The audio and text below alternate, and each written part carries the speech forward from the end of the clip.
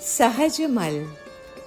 સહજમલ એટલે આપણે જોયું તેમ જીવની કર્મના સંબંધમાં આવવાની પોતાની યોગ્યતા, અને તથાભવ્યત્વ એટલે આપણા જીવની એટલે કે આપણી કર્મના સંબંધમાંથી છૂટવાની પોતાની શક્તિ.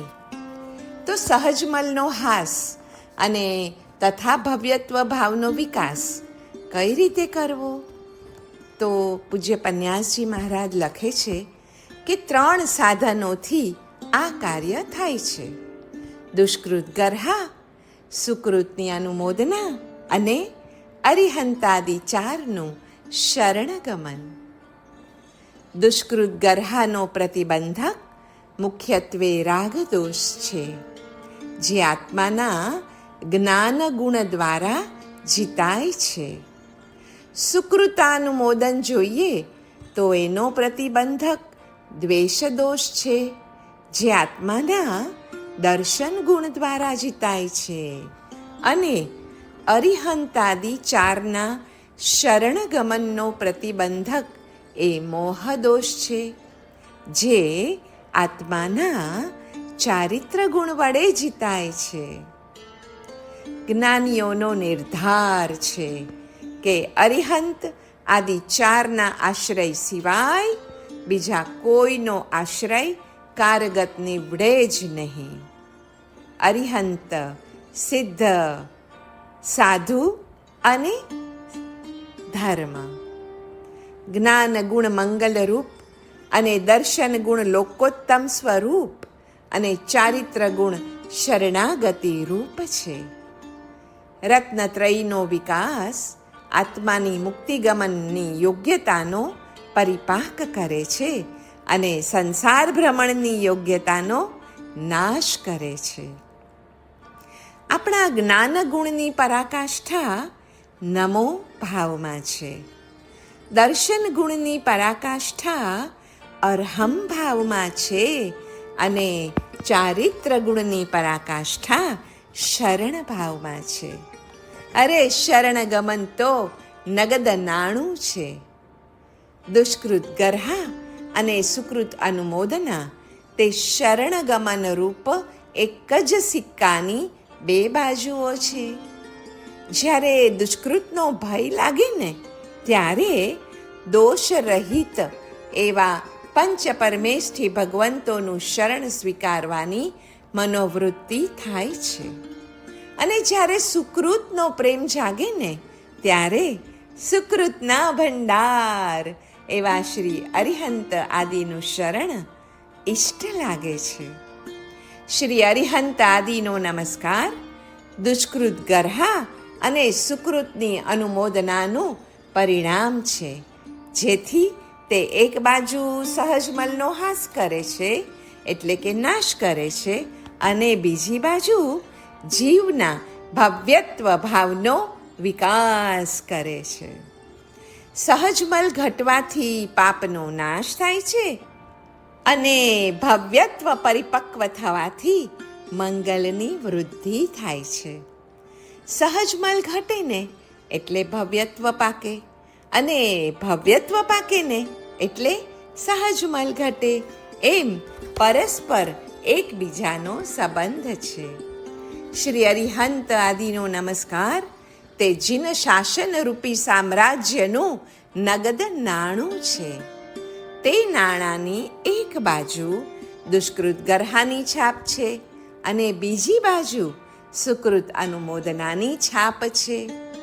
નમસ્કારની ક્રિયા સંસારની વિમુખતા કરાવે છે અને મોક્ષની સન્મુખતાને સાધે છે.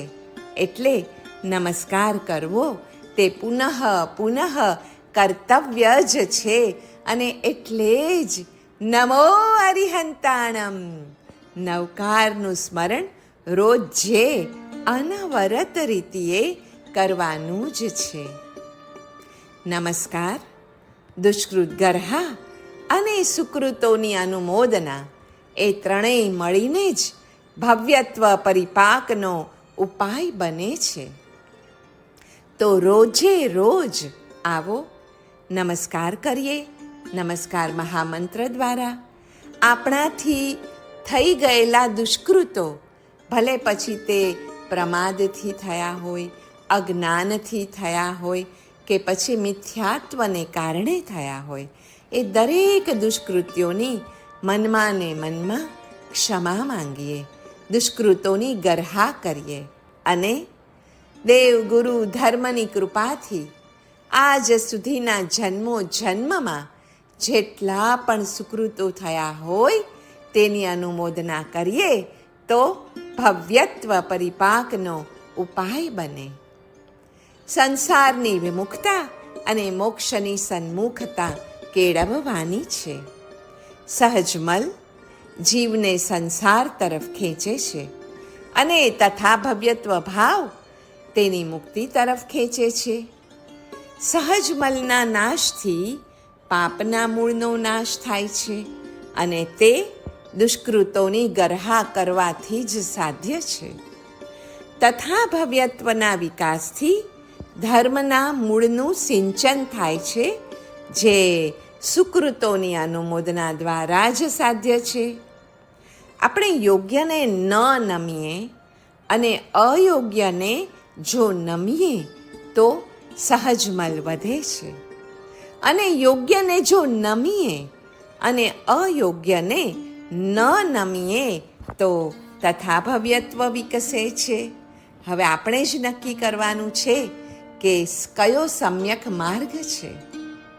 શરણગમન દ્વારા દુષ્કૃત ગરહા તથા સુકૃતોની અનુમોદના ઉભય સધાય છે, કેમ કે જેનું શરણ ગ્રહણ થાય છે તેઓનો સહજમલ સર્વથા નાશ પામ્યો છે અને તેઓનું તથા ભવ્યત્વ પૂર્ણપણે વિકાસ પામ્યો છે.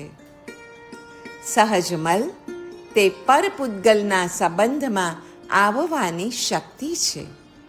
દુષ્કૃત માત્ર એ શક્તિનું જ પરિણામ છે.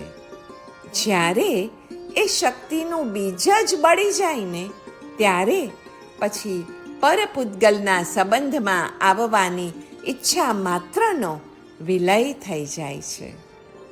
પરને આધીન એવા સુખોને પામવાની ઈચ્છા નષ્ટ પામવાથી સ્વાધીન સુખ પામવાની જે ઈચ્છા વિકાસ પામે ને, બસ આ જ તો છે તથા ભવ્યત્વનો વિકાસ. મુક્તિના પાંચે કારણો ઉપર પણ શુભ ભાવનું જ પ્રભુત્વ છે. ગરહણ સહજમલનો નાશ કરે છે અને અનુમોદન ભવ્યત્વનો વિકાસ કરે છે. એના પ્રભાવે મુક્તિના પાંચેય કારણો આવી મળે છે.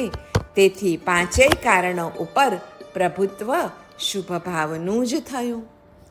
આપણા દુષ્કૃતને નિરંતરપણે સ્મૃતિવંત કરવાથી, યાદ કર્યા કરવાથી સુકૃતનું સાચું અનુમોદન અને દુષ્કૃતની ભાવથી નિંદા થાય છે. નિંદા સહજમલનો નાશ કરે છે, જ્યારે અનુમોદના તથા ભવ્યત્વનો વિકાસ. એટલે જ મુક્તિના પાંચે કારણ આવી મળે છે. તથા ભવ્યત્વ દ્વારા આક્ષિપ્ત કાળ આદિ અને કાલાદિથી આક્ષિપ્ત તથા ભવ્યત્વ આદિ બને છે અને પરસ્પર એકબીજાની અપેક્ષા રાખીને મુક્તિના પાંચે કારણો કાર્યની સિદ્ધિ કર્યા કરે છે. જીવ પ્રદેશ પરિસ્પંદ લક્ષણ આત્માની વૃત્તિઓ છે. બસ આ યોગ્યતા એટલે ભવમાતા. એના ક્ષયથી જ વૃત્તિનો સંક્ષય થાય છે. એ યોગ્યતાનો ક્ષય તથા ભવ્યત્વના પરિપાકથી થાય છે અને તથા ભવ્યત્વનો પરિપાક તો યોગરૂપી ઉપાયથી થાય છે. અને યોગનો ઉપાય ઉત્સાહ આદિ અને આગમ આદિ છે. પોષ વદી દસમ સંવત 2017 સહજમલ એટલે કર્મના સંબંધમાં આવવાની યોગ્યતા. ભવ્યત્વ એટલે ધર્મના સંબંધમાં આવવાની યોગ્યતા. હવે મમતાનું કારણ કર્મ છે અને કર્મનું કારણ સહજમલ. સમતાનું કારણ ધર્મ છે અને તેનું કારણ તથા ભવ્યત્વ.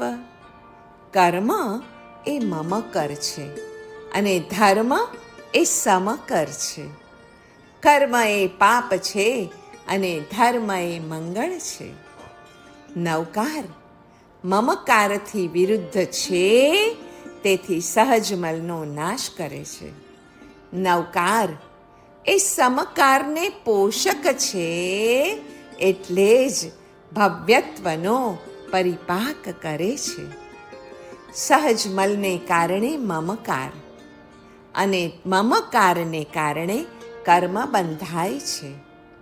ભવ્યત્વને કારણે આત્મામાં સમકાર થાય છે અને સમકારને કારણે સર્વ જીવોને સમાન માનવાને કારણે જીવોના અંદર રહેલા કર્મનો ક્ષય થાય છે. ધર્મ અને તથા ભવ્યત્વને સંબંધ છે, એવી જ રીતે કર્મ અને સહજમલને સંબંધ છે. ધર્મ લાભ માટે તથા ભવ્યત્વનો પરિપાક કરવો અને કર્મક્ષય માટે સહજમલનો હાસ કરવો એ જ મંગલ ઉપાય છે. ચૈતન્ય માત્ર પૂજનીય છે અને જડ માત્ર અપૂજનીય છે. અપૂજ્યની પૂજા અને પૂજ્યની અપૂજા એ જ તો જીવનની અયોગ્યતા અને સહજમલ છે. પૂજ્યની પૂજા અને અપૂજ્યની પૂજા એ જ જીવનું ભવ્યત્વ અને મુક્તિગમન યોગ્યત્વ છે અને ધર્મની સાથે સંબંધ કરાવી આપનાર પણ એ જ તો છે. વસ્તુ સ્વભાવરૂપ ધર્મ નિર્મળ આત્માનો સ્વભાવ છે. વિષયો પ્રત્યે આદરવાળા જીવને પરમેષ્ઠીઓ પ્રત્યે આદરવાળા બનાવવાથી આપોઆપ જ સહજમલનો હાસ અને ભવ્યત્વનો પરિપાક થાય છે. આત્મા આંતર અને પૂતગલ બાહ્ય જગતનો વિષય છે. પૂતગલનો રાગ સહજમલના કારણે જ છે. એને પલટીને ચેતનનો અનુરાગ જગાડવો. એ અનુરાગ ભવ્યત્વને વિકસાવે છે. એ શુભ ભાવ દ્વારા બે કાર્ય એકી સાથે થાય છે, જે છે ભવ્યત્વનો પરિપાક અને સહજમલનો હાસ. સમદ્રષ્ટિ જીવો જગતના જીવોનું વશીકરણ છે. સહજમલ દરેકે દરેક જીવને પૂજ્યની અપૂજા અને અપૂજ્યની પૂજા કરવા તરફ ખેંચે છે. જ્યારે તથા ભવ્યત્વ જેમ જેમ પરિપક્વ થતું જાય ને, તેમ તેમ આપણો જીવ પૂજ્યની પૂજા અને અપૂજ્યની અપૂજાના વલણવાળો બનતો જાય છે. નવકારનો આદર તથા ભવ્યત્વના પરિપાકને સૂચવે છે અને તેનો અનાદર એ સહજમલની વૃદ્ધિ જણાવે છે. સહજમલની વૃદ્ધિથી જીવ વિષયોના આકર્ષણવાળો રહે અને ભવ્યત્વના પરિપાકથી પરમેષ્ઠીઓની ભક્તિવાળો બને છે. પરનો ગુણ સ્વીકારવાથી યોગ્યતા વિકસે છે અને પરને ગુણ કરવાથી અયોગ્યતા નાશ પામે છે.